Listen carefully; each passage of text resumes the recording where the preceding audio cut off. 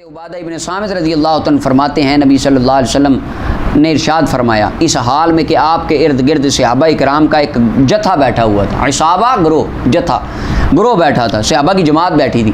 نبی علیہ السلام نے فرمایا بایعونی، فرمایا صحابہ میرے مرید بن جاؤ۔ کیا بن جاؤ؟ واہ جی واہ۔ اب دیکھیں صحابہ مسلمان تھے کہ نہیں؟ کیا جنگ لگی ہوئی تھی ادھر؟ بیعت کی مختلف قسمیں ہیں۔ اسلام کی بیعت لینا، یہ آگے آئے گا، حدیث آئی وہ بھی آئے گی، صحابی جب اسلام لانے لگے تو بیعت کی۔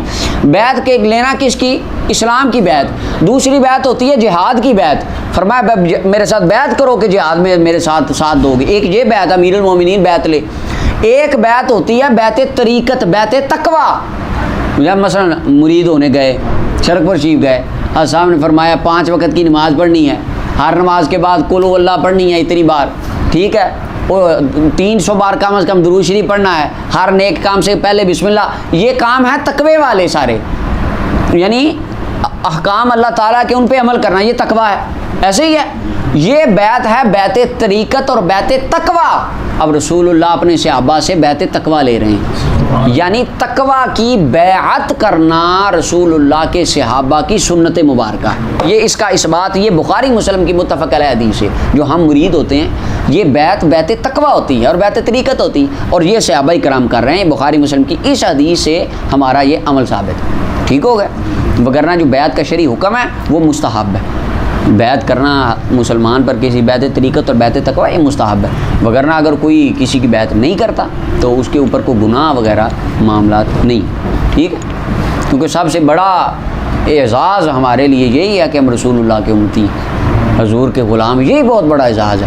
تو باقی یہ ایک روحانیت اور تصوف کے طریق ہیں بیعت تقوی، یہ ایک یعنی ایک اسکول ہے، ایک پراپر، یہ بھی ایک علم ہے، یہ علیحدہ، اس کا ثبوت اس حدیث ہے، بنیاد یہ روایت ہے۔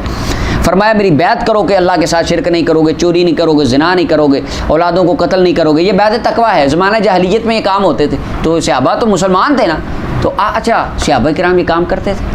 اسلام لانے کے بعد تو سوال ہی پیدا نہیں ہوتا، جب کلمہ پڑھ لیا اہل عرب نے وہ صحابی بن گئے، اس کے بعد تو تصور ہی پیدا نہیں ہوتا۔ حضور بیعت لے کے بتانا چاہتے ہیں بعد میں آنے والوں کو کہ اگر ان اصحاب وہ صحابہ جن کے بارے میں اللہ فرماتا ہے اولئک الذین امتحن اللہ قلوبہم للتقوی، اللہ نے تقوی میں ان کے دلوں کا امتحان لیا ہے، تو یا اللہ رزلٹ کیا آیا؟ فرمایا لہم مغفرۃ و اجر عظیم، سارے بخشے گئے، سارے پاس ہو گئے۔ اب دیکھیں جن کے دل تقوی کے امتحان میں فرسٹ آئے ہیں، رسول اللہ ان سے بیعت تقوی لے رہے ہیں۔ کیوں لے رہے ہیں؟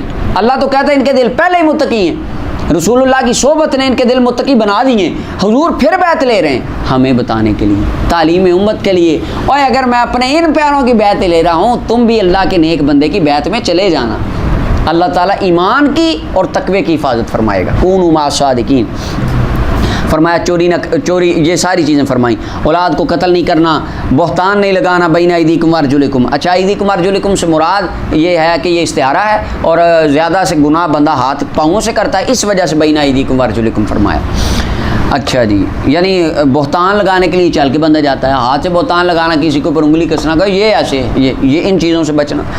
ولا تعصوا فی معروف، اور نیک کام میں کسی چیز کی معصیت نافرمانی نہیں کرنی۔ نیک کام میں جو قرآن پاک میں آیا تھا نا ولا تعصین فی معروف، 28ویں پارے میں، تقریباً 28ویں پارے میں، ولا تعصین فی معروف فبایعہن واستغفر لہن اللہ۔ خواتین آئیں، یا ایھا النبی اذا جاءک المؤمنات یبایعنک علی الا یشرکن باللہ شیئا ولا یسرقن ولا یزنین ولا یقتلن اولادہن ولا یاتین ببہتان یفترینہ بین ایدیہن وارجلہن ولا یعصینک فی معروف فبایعہن واستغفر لہن اللہ۔ قرآن میں یہ وہی الفاظ ہیں حدیث کی۔ اچھا یہ یہاں پہ آتا ہے وہ قرآن پاک میں کہ خواتین بھی آئیں، یا مولا علی قاری نے بھی لکھا ہے کہ وہاں پر خواتین بھی تھیں، نبی صلی اللہ علیہ وسلم اجتماعی بیعت لے رہے تھے ان سے۔ اچھا اب دیکھیں یہاں پر شیعہ عالم ہے، تفسیر قومی کے اندر لکھتا ہے، ابن بابویہ قومی، وہ لکھتا ہے ولا تعصین فی معروف۔ ایک صحابی نے پوچھا یا رسول اللہ وہ کیا کام ہے کہ جس کے اندر معروف نیکی کا، جس میں ہم نے آپ کی نافرمانی نہیں کرنی؟ تو نبی علیہ السلام نے فرمایا تم نے نوحے نہیں کرنے، کیا نہیں کرنا، اور دوسرا فرمایا تم نے کالا لباس نہیں پہننا۔ کیا نہیں کرنا؟ دو باتیں، یہ وہاں پہ اہل سنت کی کسی کتاب میں یہ ڈیٹیل نہیں آئی اس حدیث کے تناظر میں، لیکن شیعہ عالم نے یہ لکھی ہیں دو باتیں۔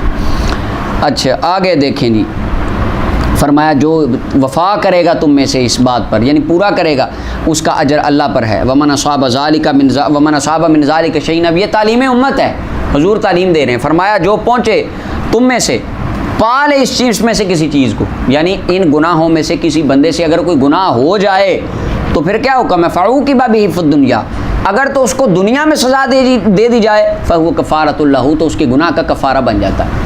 دنیا پہ اگر چور نے چوری کی، ہاتھ کاٹ دیا گیا، زانی کا زنا پکڑا گیا، اس پر حد لگ گئی، شرابی پر حد لگ گئی، اگلے جہان میں پھر اس کو عذاب نہیں ہوگا، وہ اس کا کفارہ ہو جائے گا۔ اور فرمایا جو پہنچا ان میں سے کسی چیز کو، یعنی جس نے کوئی یہ گناہ کر لیا، ثم سترہ اللہ علیہ، پھر اللہ تعالیٰ نے اس کو چھپایا، تو وہ اللہ کی بارگاہ میں سپرد ہے، اگر چاہے تو اسے معاف کر دے، اور اگر چاہے اللہ تعالیٰ اس کو سزا دے۔ یعنی اگر ایک بندے نے گناہ کیا اور اللہ تعالیٰ نے اس کو، یعنی وہ پتہ نہیں لگا، لوگوں کو ہوتا نا، لوگ چپ کے گناہ کر لیتے ہیں، لوگوں کو پتہ نہیں چلا، تو فرمایا وہ اللہ کی سپرد ہے، یا تو اللہ دنیا میں سزا دے گا، کیسے؟ بیمار ہو جائے گا، ایکسیڈنٹ ہو جائے گا، کوئی مشکل آ جائے گی، اس طرح کی کوئی مصیبت، یہ بھی گناہوں کا کفارہ ہوتا ہے، دنیا پہ مصیبتیں آنا، مشکلات، یہ بھی گناہوں کا کفارہ، یا تو ایسے ہو جائے گا۔ اور فرمایا اگر اللہ تعالیٰ نے یہ دنیا پہ بھی نہ ہوئی، اللہ نے چھپا لیا معاملات اللہ کی بارگاہ میں، تو قیامت کے دن اگر تو چاہے اللہ اس کو معاف کر دے گا، اگر چاہے گا اللہ تعالیٰ اس کو سزا دے گا۔ تو فرمایا فبایعناہ علی ذلک، تمام صحابہ فرماتے ہیں ہم ان شروط پر، ہم نے سب نے نبی صلی اللہ علیہ وسلم کی بیعت کر